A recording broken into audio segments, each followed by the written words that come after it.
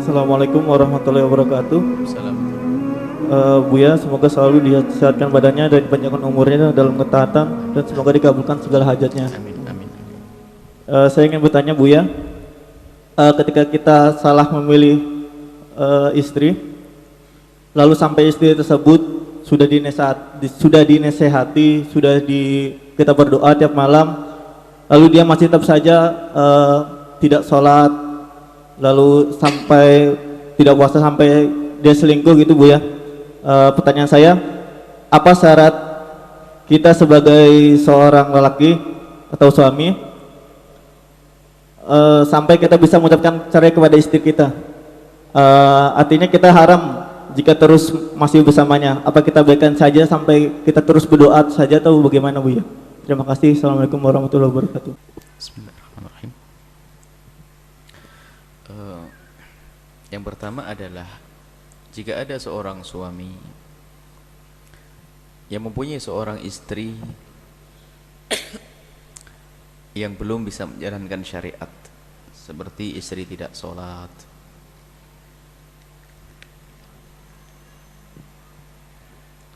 atau naudzubillah melakukan keharuman yang lain, mungkin judi atau selingkuh, naudzubillah, kita perlu lacak dulu.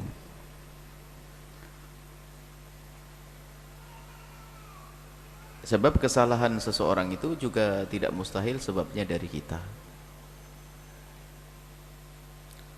Kita sudah pernah mendidik atau betul? Sudah pernah mendidik atau belum? Kemudian cara mendidiknya sudah benar atau belum? Sebab ada diisyaratkan Nabi, ada orang tuh kerjaannya tanfir. Kalau ngajak malah orang tambah lari.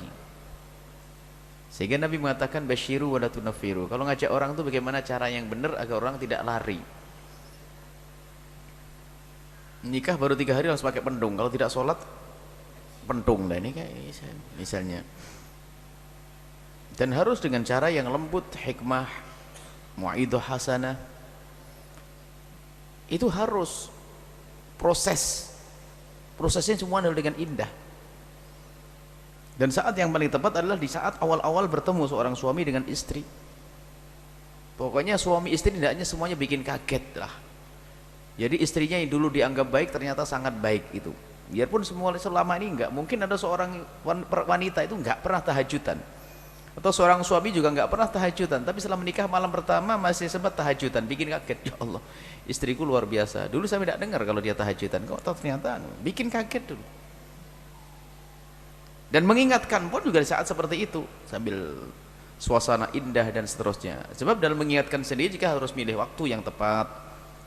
Kalau kita salah waktunya juga bikin orang marah, emosi.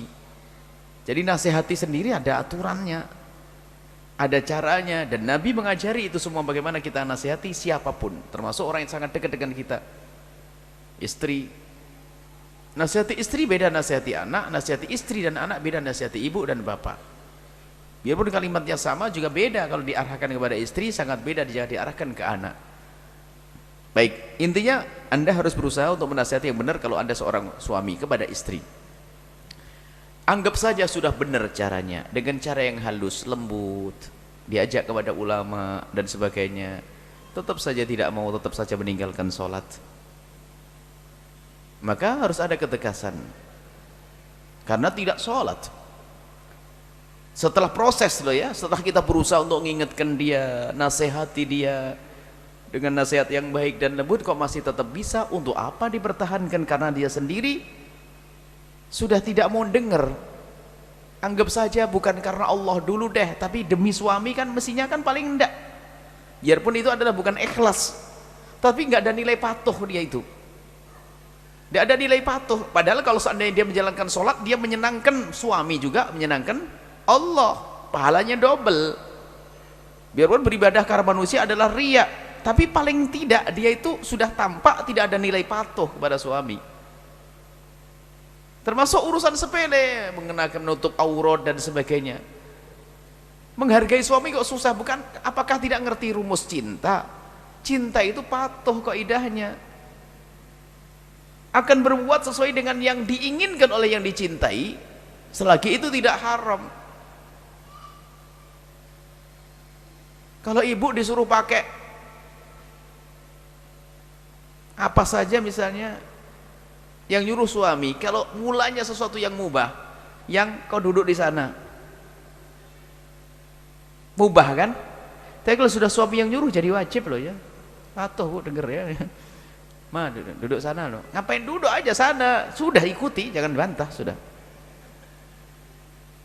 Kenapa? Sudah menjadi perintah seorang suami. Tatanya Pak, aku pengen lihat kamu tuh cantik enggak dari sini. Oh ternyata lebih cantik, kan indah kalau dengar omongan gitu. Pokoknya suaminya pengen menghibur, dia pengen seni dalam bercinta. Makanya patuh suami itu penting. Kecuali di saat disuruh yang haram, mubah saja jadi wajib, apalagi yang wajib lah ini. Suruh sholat kok nggak mau, terus apa yang diharap dari perempuan seperti itu? Tapi ingat, tidak serta-merta langsung dicerai, dibuang, enggak, perlu proses, dicoba dulu. Kalau nggak mau ya, aduh Buya sudah terlanjur punya anak, dia keluarga subur, ntar lagi punya anak lagi, sebelum banyak lagi anaknya, tambah repot, anakmu nanti nurun dia, kacau pada nggak sholat.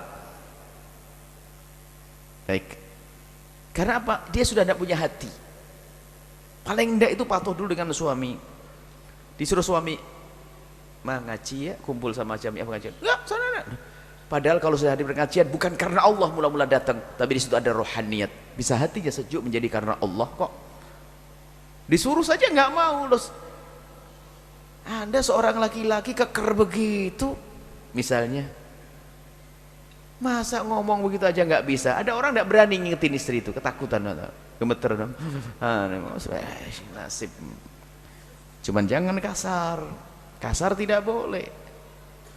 Gampang kok naklukkan perempuan itu. Anda dengan kelembutan habislah dia. Selesai. Lembut, santun, nggak bisa ngomong. Asalkan perempuan Anda adalah perempuan yang baik. Kalau dengan kelembutan nggak mempan, wah ini bisa. Pokoknya kalau perempuan perlu kekasaran itu nasib buruk bagi Anda. Naudzubillah. Sebab istri Anda adalah baik semuanya. Kalau perempuan baik itu adalah ngerti kelembutan, dia ngerti kasih sayang. Sebab kelembutan itu indah. Tapi kalau perempuan nggak ngerti keindahan, ya itu perempuan kasar, nggak ngerti kasih sayang. Makanya pakai kalimat lembut juga nggak bisa. Apakah Anda tidak sadar kalau sudah namanya cinta itu, lihat, capek pun sudah hilang. Capek nggak ada, nanak nasi dalam keadaan demam flu demi suami yang dicintainya. Apa saja untuk anak yang dicintainya. Maka kalau ada seorang istri seperti itu, tidak mau sholat dan sebagainya, setelah proses panjang dinasihati, maka sudah waktunya Anda untuk meninggalkan dia. Karena apa? Di bawah naungan Anda adalah berat. Nanti Anda punya keturunan yang seperti dia, punya watak yang jelek. Dan di sebuah rumah jika ada orang yang tidak sholat itu berbahaya. Tapi ingat, bukan serta-merta langsung dicerai, ditinggal, nggak benar itu. Tapi dididik dulu, karena Anda sudah mengambil dia dengan kebenaran, dengan nama Allah, maka hendaknya harus sempurnakan dengan mendidik karena Allah.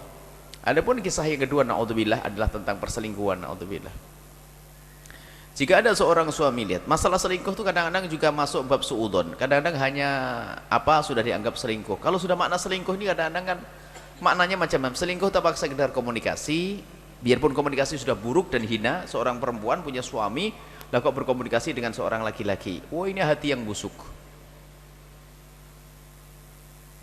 Karena itu nanti akan berkurang cintanya kepada sang suami. Akibatnya apa? Muncul kebencian dan akhirnya menghayal kepada laki-laki tersebut. Ini berbahaya. Baik, selingkuh itu seperti apa sih, kan begitu ya? Kalau sampai derajat perzinaan, naudzubillah, bukan perzinaan saja sudah rendah. Istilahnya seorang istri selingkuh kalau masuk bab zina. Urusan perzinaan tidak boleh kata orang dan tidak boleh hanya SMS, tidak. Kalau tidak dengan pengakuan, maka tidak boleh kita mengatakan seseorang itu berzina. Dan mengaku zina pun bukan dianjurkan, hanya orang bodoh saja berbuat zina di kegelapan, siang harinya cerita, tidak diampuni oleh Allah. Maka siapapun yang pernah terpeleset siapapun yang pernah terpeleset dalam hina dan busuknya zina, hendaknya segera ditutup. Allah Maha Pengampun. Tutup dan jangan ceritakan kepada siapapun dari bangsa manusia. Baik, tapi kalau seandainya seorang suami melihat dengan matanya sendiri, atau pengakuan dari seorang istri, maka itu pun bukan harus diekspos. Kalau sudah terbukti bahwasanya melihat dengan matanya, bukan katanya. Kalau katanya hati-hati, fitnah bisa saja dihembuskan. Rumah Anda harus rumah bentengnya kuat, tidak boleh fitnah gampang masuk rumah Anda. Ada orang mengatakan, Pak, saya melihat istrimu di sana, langsung marah. Wah, ini laki-laki. Kalau pendekar picisan tuh mateng karena jemuran, bukan karena berlatih yang hebat itu. Ya nih. Jadi orang itu harus kuat dalam rumah tangga itu.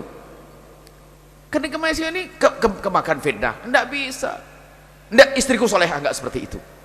Jangan mudah kemakan fitnah. Baik, kalau seandainya benar, naudzubillah, seorang laki-laki menemukan istrinya melakukan perzinaan, yakin bukan katanya orang, dia melihat dengan matanya sendiri atau pengakuan dari wanita tersebut, maka ketahuilah Anda pun tidak boleh bercerita kepada siapapun dari bangsa manusia. Curhat sana sini, enggak. Pilihannya dua. Anda didik dulu karena barangkali itu adalah babnya kepleset. Kalau Anda mampu menutup mulut Anda, lalu Anda didik sampai dia menjadi baik. Kalau Anda tidak mampu, khawatir terungkap kalimat yang tidak baik, kalau takut cerita, maka dicerai saja, nggak usah disebutkan sebabnya. Maka tidak usah sebutkan sebabnya. Jadi dicerai, nggak usah disebutkan apa sebabnya. Ya, bilang tidak ada kecocokan dan sebagainya. Sebabnya karena dia selingkuh, karena wah ini haram. Laki-laki semacam itu. Jadi kalau ada seorang suami, naudzubillah, semoga ini hanya sekedar pertanyaan saja, nggak ada terjadi di kalangan kita. Was, kalau ada seandainya seorang suami melihat istrinya melakukan perzinaan di matanya sendiri atau pengakuan dari wanita tersebut, maka ketahuilah dia adalah umat Nabi Muhammad. Kalau Anda merasa mampu untuk mendidik dia, didik dia. Akan tapi harus ada batasnya. Anda mendidik dia sampai dia benar dan bertobat, dan menjadikan dia sebab terjumus apa, Anda dipelajari sampai dia tobat. Kalau ternyata Anda juga tidak mampu untuk itu, khawatir Anda malah mengumbar kisah tersebut, maka Anda diam saja. Baiklah, pulanglah ke rumah ibumu, kita lebih baik pisah saja. Khawatir aku nanti nggak mampu, lalu emosi, cemburu, lalu aku ngungkap kepada orang lain, malah tidak karu-karuan. Baik, silahkan kau pulang, selesai, dicerai. Cerai pun tidak boleh. Tidak boleh apa? Tidak boleh diungkap kepada orang lain. Sehingga dikatakan bahwasanya kalau ada seseorang menemukan bahwasanya istri yang melakukan perzinaan ini, maka melakukan perzinaan yang benar, bukan kata orang, bukan gara-gara SMS datang, bukan gara-gara mimpi. Sebab orang gila macam-macam. Mimpi lihat istrinya dengan laki-laki itu siap bangun marah. Yang disalahin istrinya, yang salah mimpinya. Ini ada, dan ada orang ngadu kepada saya sampai suudon terus. Sampai saya kenal suudon. Paling kamu muridnya Buya Yahya ya, biarpun kamu melakukan, kata Buya Yahya kan tidak boleh ngaku kan. Sampai saya kena juga, alhamdulillah. Luar biasa orang itu. Kan kata Buya Yahya nggak boleh ngaku. Ini waduh. Walhasil lihat, itu manusia rendah dan akan didatangkan musibah kepada orang yang semacam itu. Suudon sampai kemana-mana, habislah semua. Memang jiwanya jiwa kotor, jiwa busuk. Baik, kalau memang takut kita tidak mampu, lebih baik kita tinggalkan saja, suruh kembali kepada orang tuanya. Karena apa? Takut kita tidak mampu menahan mulut kita. Kemudian karena ini adalah masalah berat, masalah pengkhianatan, karena bisa jadi seorang laki-laki menjadi tidak ada rasa cinta dan sebagainya, khawatir nanti yang ada adalah emosi, marah dan seterusnya. Maka lebih baik ini ditinggalkan, tapi tetap tidak boleh menyebutkan sebabnya. Kalau kasusnya masalah perzinaan, naudzubillah, zina harus ditutup. Baik, berpisah adalah pilihan jika memang orang tersebut tidak mampu untuk mendidiknya. Bahkan bisa malah menjadi lebih parah lagi. Sebab syariat perceraian adalah untuk lebih baik. Tapi tidak boleh orang dikit-dikit cerai. Katanya orang cerai, naudzubillah. Perzinaan tidak boleh katanya. Bahkan kalau ada seseorang mengatakan orang lain berzina, itu langsung dicambuk dia. Yang bercerita itu dicambuk, namanya qadhaf. Maka zina itu harus betul ditutup. Kemarin kita bahas masalah zina di sini panjang sampai kelewat. Ya. Semoga Allah menjauhkan kita dari zina. Ya. Semoga Allah mengampuni kita semuanya.